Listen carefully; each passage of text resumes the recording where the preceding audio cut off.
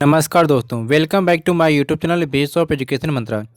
प्यारे दोस्तों, हम कर रहे हैं सीटेट में पेपर 2 एसएसटी के महत्वपूर्ण क्वेश्चन को। ठीक है, आप सभी जानते हैं कि एसएसटी में क्या एनसीईआरटी बेस्ड क्वेश्चन पूछे जाते हैं। तो यहाँ पर हम क्या है एनसीईआरटी बेस्ड क्वेश्चन की प्रैक्टिस कर रहे हैं। ठीक है, अगर आपने इससे पहले की वीडियो को नहीं देखा है तो ज़रूर देख लेंगे, क्योंकि इसमें हमने क्लास 6 हिस्ट्री 7th 8 यानी कि सभी क्वेश्चन को करा दिया है। ठीक है, आज हम ज्योग्राफी को कर रहे हैं। ठीक है, तो चलिए शुरू करते हैं सेशन को। ठीक है, तो प्यारे दोस्तों, आज का जो क्वेश्चन है पहला नंबर कि जैविक कृषि के संदर्भ में नीचे दिए गए कथनों पर विचार कीजिए। ठीक है, पहला कि इस प्रकार की कृषि में रासायनिक खाद की जगह जैविक खाद का प्रयोग किया जाता है।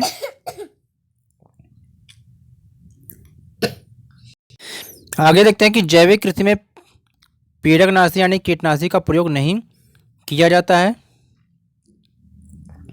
तीसरा कि फसलों का उत्पादन बढ़ाने के लिए आनुवंशिक रूपांतरण किया जा सकता है। अब आपको बताना क्या कि उपरोक्त में से कौन से कथन असत्य हैं। ध्यान देना, पेपर देते समय आपको ये पढ़ना चाहिए कि कौन सा क्या पूछा जा रहा है। यहाँ पर सत्य नहीं, आपको असत्य पूछा जा रहा है, यानी कि कौन इसमें से गलत है। तो यहाँ पर दूसरा और तीसरा यहाँ पर सही हो जाएगा, क्योंकि दूसरा और तीसरा गलत है। ठीक है, क्योंकि जैविक कृषि में रासायनिक खाद के स्थान पर जैविक खाद और रासायनिक कीटनाशकी यानी कीटनाशी की जगह क्या है प्राकृतिक कीटनाशी का उपयोग किया जाता है, और फसलों का उत्पादन बढ़ाने के लिए कोई आनुवंशिक रूपांतरण नहीं किया जाता है। ठीक है, अगला क्वेश्चन यहाँ पर है कि गहन निर्वाह कृषि के संदर्भ में नीचे दिए कथनों पर क्या विचार करना आपको है। पहला कथन कहा जा रहा है कि इस प्रकार की कृषि पारिवारिक आवश्यकताओं को पूरा करने के लिए की जाती है।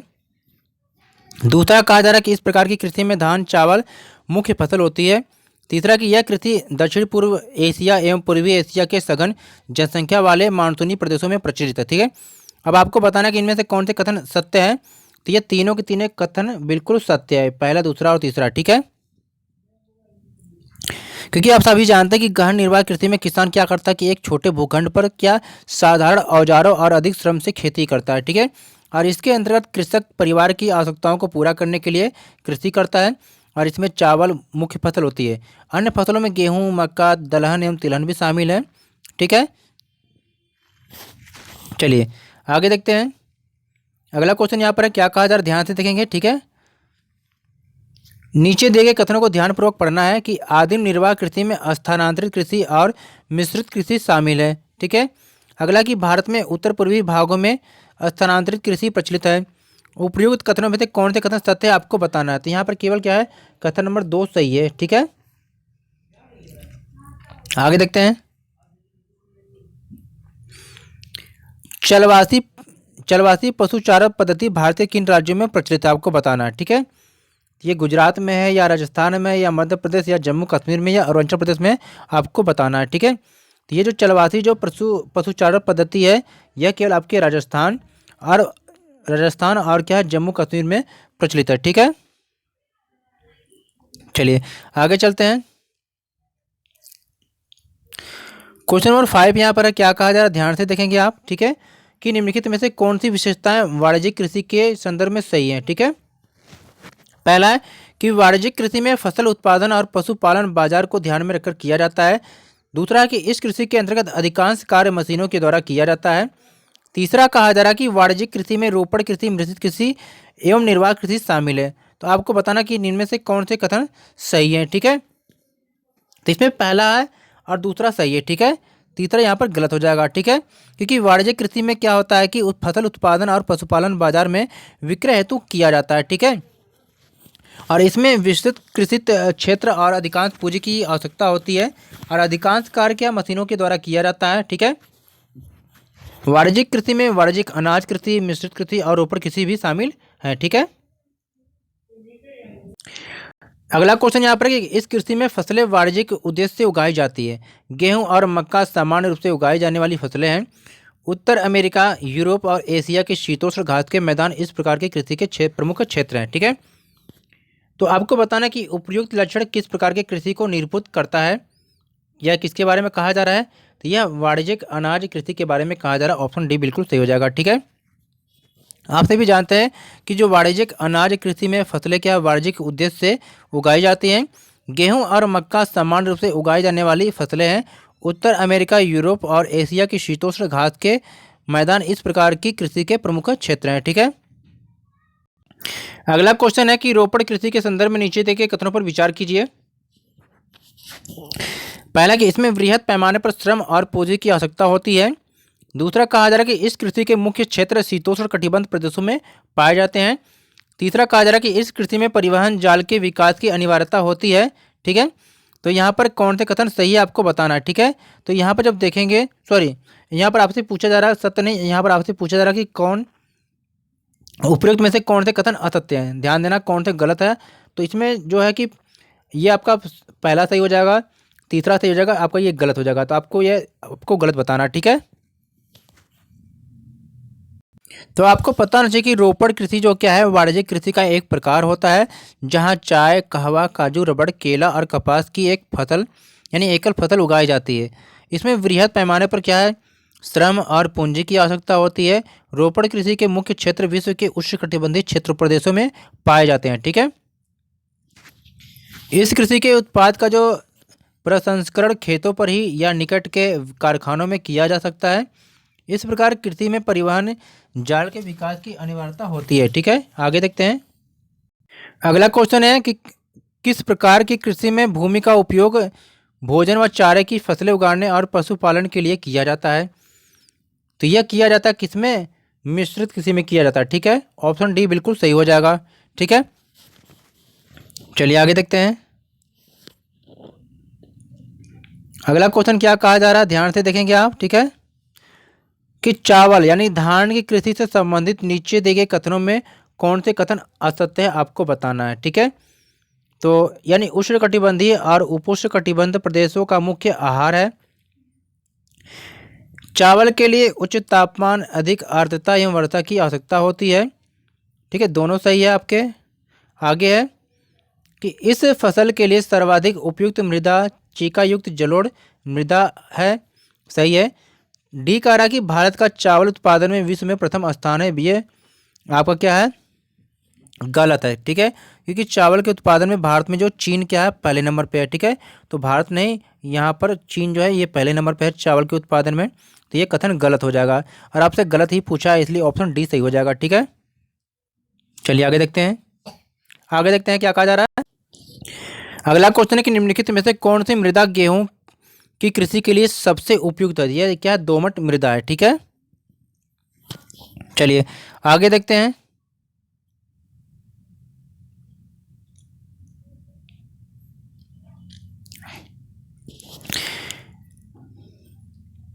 अगला क्वेश्चन क्या कहा जा रहा है कि कॉफी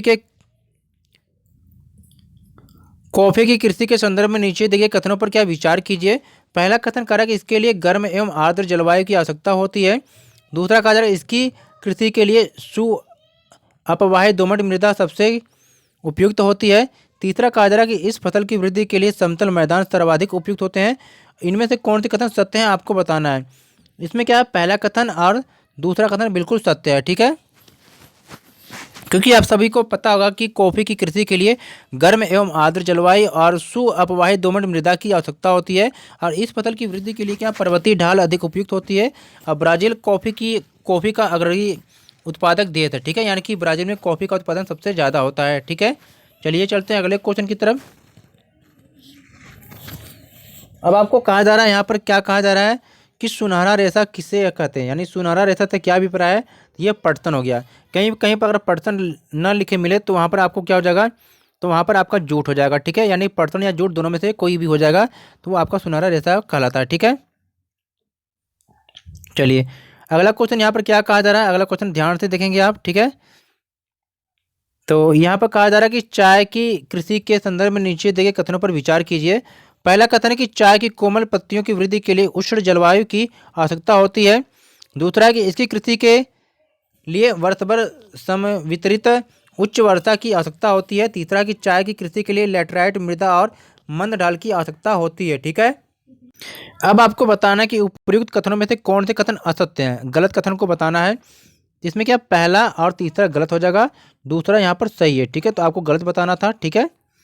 तो यहाँ पर ऑप्शन क्या हो जाएगा, डी सही हो जाएगा, क्योंकि पहला और तीसरा। ठीक है। आगे देखेंगे क्योंकि चाय बागानों में उगाई जाने वाली एक पेय फसल है और इसकी कोमल पत्तियों की वृद्धि के लिए ठंडी जलवायु और वर्ष भर क्या है, संवितरित उच्च वर्षा की आवश्यकता होती है और इसके लिए सु अपवाहित दोमट मृदा और मंद ढाल की आवश्यकता होती है। ठीक है। अगला क्वेश्चन है कि निम्नलिखित में से किस उद्योग को प्राथमिक उद्योग कहते हैं? तो ये खनिज आधारित उद्योग होते हैं। ठीक है।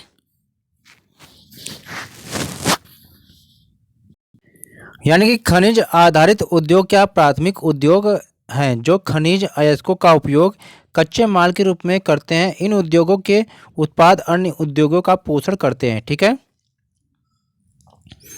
अगला क्वेश्चन को देखते हैं कि भोपाल औद्योगिक दुर्घटना कब घटित हुई थी, आपको ये बताना है। ठीक है। तो भोपाल में जो दुर्घटना घटित हुई थी ये दिसंबर 1984 को घटित हुई थी। ठीक है। यानी उद्योगों में क्या दुर्घटना विपदा मुख्य रूप से तकनीकी विफलता या संकट उत्पन्न होने के कारण पदार्थों के बेतरतीब उपयोग के कारण होता है। यह जो भोपाल में घटना घटित थी यह कब घटी गई थी? यह 3 दिसंबर को घटना घटी थी। 3 दिसंबर 1984 को लगभग कितना है कि 00 यानी कि 12:30 बजे ये घटित हुई थी। अब तक की सबसे त्रासदीपूर्ण औद्योगिक दुर्घटना था। यह एक क्या प्रौद्योगिक दुर्घटना थी जिसमें यूनियन कार्बाइड के कीटनाशी कारखाने से क्या हाइड्रोजन साइनाइड तथा प्रतिक्रियाशील उत्पादों के साथ साथ अत्यंत विषैली मिथाइल आइसोसाइनाइड गैस का रिसाव हुआ था। यानी MIC कहते हैं इसको। ठीक है। मिक गैस भी कहते हैं इसको। ठीक है। इसका रिसाव हुआ था। अगला क्वेश्चन है कि नीचे दिए गए कथनों को ध्यानपूर्वक पढ़िए। संयुक्त क्षेत्रों के उद्योगों का स्वामित्व और संचालन राज्यों और व्यक्तियों के समूह द्वारा होता है। दूसरा है सहकारी क्षेत्रों के उद्योगों का स्वामित्व और संचालन सरकार द्वारा होता है। उपरोक्त में से कौन से कथन सत्य है आपको बताना है। तो इसमें से पहला कथन बिल्कुल सत्य है यहाँ पर। ठीक है। चलिए आगे देखते हैं। क्योंकि सहकारी क्षेत्र के उद्योगों का स्वामित्व और संचालन जो है कच्चे माल के उत्पादों या पूर्तिकारों कामगारों या दोनों द्वारा होता है। उदाहरण के लिए आनंद मिल्क यूनियन लिमिटेड। ठीक है। अगला क्वेश्चन यहाँ पर क्या कहा जा रहा है ध्यान से देंगे कि निम्नलिखित में से किन उद्योगों को सनराइज उद्योग कहा जाता है? सूचना प्रौद्योगिकी, शिक्षा से संबंधित, चिकित्सा उद्योग, सूतीवर्त उद्योग, ऑटोमोबाइल उद्योग। तो इसमें जो सनराइज उद्योग किसको कहते हैं? सूचना प्रौद्योगिकी को कहते हैं, शिक्षा से संबंधित उद्योग को कहते हैं। ठीक है। और चिकित्सा उद्योग को कहते हैं। ठीक है। तो यहाँ पर जो आंसर सही हो जाएगा 1 2 3। ठीक है। ऑप्शन सी सही हो जाएगा। चलिए आगे चलते हैं। अगला क्वेश्चन यहाँ पर क्या कहा जा रहा है? ठीक है। ध्यान से देखेंगे कि लोहा इस्पात उद्योग में कच्चे माल के रूप में प्रयुक्त होता है। कौन सा? लौह अयस्क होता है, कोयला होता है, चूना पत्थर होता है या बॉक्साइड होता है? तो यहाँ पर सही आंसर हो जाएगा आपको क्या? पहला, दूसरा और तीसरा। ठीक है। यानी कि ऑप्शन बी केवल 1 2 और 3। ठीक है। क्वेश्चन नंबर 6 क्या कर रहा है यहाँ पर ध्यान से देखेंगे कि भारत में सर्वप्रथम लौह इस्पात कारखाना कहाँ स्थापित किया गया था? तो ये झारखंड में किया गया था। ठीक है। यानी झारखंड में कहाँ पर भारत में सर्वप्रथम लौह इस्पात कारखाना जो था दोरारजी टाटा यानी कि 1907 में। ठीक है। कहाँ पर? जमशेदपुर में हुआ था। ठीक है। कहाँ पर? जमशेदपुर में हुआ था। ये जमशेदपुर कहाँ पर आपका है? ठीक है। झारखंड में है। ठीक है। तो ये आज़ादी से पूर्व पहली यानी कि कारखाना था। चलिए आगे चलते हैं। इसको टिस्को भी कहते थे। अगला क्वेश्चन यहाँ पर कहा जा रहा है कि निम्नलिखित में से कौन से प्राकृतिक रेशे हैं? ऊन है, सिल्क है, लिनन है या रेयान है? आपको बताना है इनमें से कौन कौन से हैं। इसमें से ऊन हो जाएगा। ठीक है। और सिल्क हो जाएगा आपका, लिनन हो जाएगा। ठीक है। ये क्या है? तीनों क्या है? प्राकृतिक रेशे हैं। तो पहला, दूसरा, तीसरा यानी ऑप्शन सी में सही हो जाएगा। ठीक है। आगे चलते हैं बाकी। अगला क्वेश्चन क्या कहा जा रहा है ध्यान से देखेंगे कि देश का प्रथम वस्त्र उद्योग कहाँ पर स्थापित किया गया था? तो यह कोलकाता में किया गया था। ठीक है। यानी देश में प्रथम उद्योग यानी कि कहाँ पर? 1818 में आपका क्या है? कलकत्ता में स्थापित हुआ था। आप कोलकाता इसको कहते हैं। इसके समीप क्या है? फोर्ट क्या है? गैलेस्टर में स्थापित हुआ था, लेकिन कुछ समय बाद यह बंद हो गया था। ठीक है। लेकिन देश की जो पहली जो सफल आधुनिक वस्त्र मिल होती है वो 1854 में मुंबई में हुई थी। ठीक है, चलिए आगे चलते हैं। अगला क्वेश्चन यहाँ पर देखेंगे क्या कहा जा रहा है। क्वेश्चन नंबर 9 है, निम्न में से किसे भारत का मैनचेस्टर कहा जाता है। तो भारत का जो मैनचेस्टर है ये अहमदाबाद को कहा जाता है। ठीक है, अहमदाबाद को प्रायः भारत का मैनचेस्टर कहा जाता है। अहमदाबाद गुजरात में साबरमती नदी के तट पर स्थित है। अनुकूल अवस्थिति कारक अहमदाबाद में सूती वस्त्र उद्योग के विकास में सहायक है। ठीक है, और अहमदाबाद क्या कपास उत्पादन करने वाले क्षेत्र के केंद्र में स्थित है। ठीक है,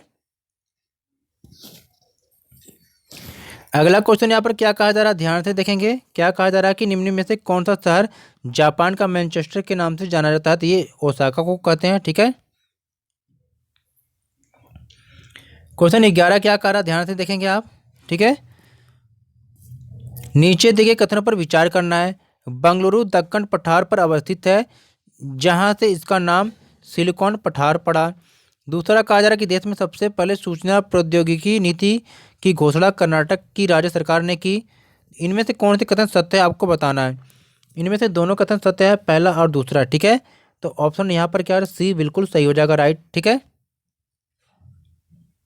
अगला क्वेश्चन यहाँ पर क्या है कि निम्नलिखित में से कौन से कारक जनसंख्या वितरण को प्रभावित करते हैं। स्थलाकृतियाँ, खनिज, मृदा, सांस्कृतिक कारक, सामाजिक कारक। तो ये उपयुक्त सभी यहाँ पर हो जाएंगे। ठीक है, जनसंख्या वितरण को प्रभावित करते हैं, यानी कि उपयुक्त सभी। ठीक है, चलिए अगले क्वेश्चन की तरफ चलते हैं। अगला क्वेश्चन यहाँ पर क्या कहा जा रहा है कि जनसंख्या के अंतर्गत प्राकृतिक वृद्धि दर से क्या अभिप्राय है। तो यह क्या किसी देश में जन्म दर और मृत्यु दर के बीच का अंतर होता है। ठीक है, ऑप्शन ए यहाँ पर सही हो जाएगा। चलिए आगे चलते हैं।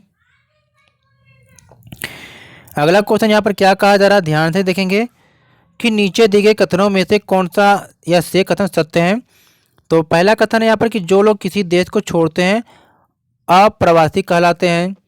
दूसरा कि वे लोग जो बाहरी देश से किसी नए देश में आते हैं उत्प्रवासी कहलाते हैं। ठीक है, तो यहाँ पर न तो एक सही, यहाँ पर क्या है, न तो एक सही है न तो दूसरा, यानी कि दोनों कथन गलत है क्योंकि उल्टा लिखा गया है। ठीक है, क्यों कहा गया है, क्योंकि देखिए प्रवास का एक प्रमुख कारण है जिससे जनसंख्या के आकार में क्या परिवर्तन होता है।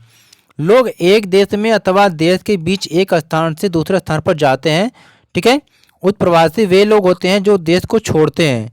ठीक है, यानी कि जो लोग क्या है देश को छोड़ते हैं उसे क्या कहते हैं, उत्प्रवासी कहते हैं। अप्रवासी नहीं कहते, उसे क्या कहते हैं, उत्प्रवासी कहते हैं, जो छोड़ते हैं। ठीक है, और जो लोग देश में आते हैं उसे क्या कहते हैं, उसमें उत्प्रवासी नहीं, उसे क्या अप्रवासी कहते हैं। ठीक है, तो ये दोनों उल्टा लिखा हुआ है, इसलिए ये दोनों क्या है गलत हो जाएगा। ठीक है, कोई सही नहीं होगा दोनों। चलिए आगे चलते हैं। अगला क्वेश्चन यहाँ पर क्या कहा जा रहा है, ध्यान से देखेंगे कि किसी देश की जनसंख्या का उस देश के आर्थिक विकास के साथ क्या संबंध होता है।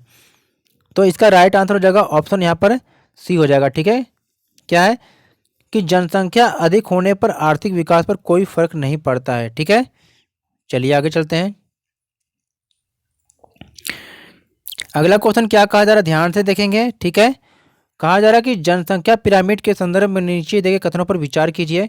पहला कि यह किसी देश की जनसंख्या संगठन का अध्ययन करने की एक विधि है।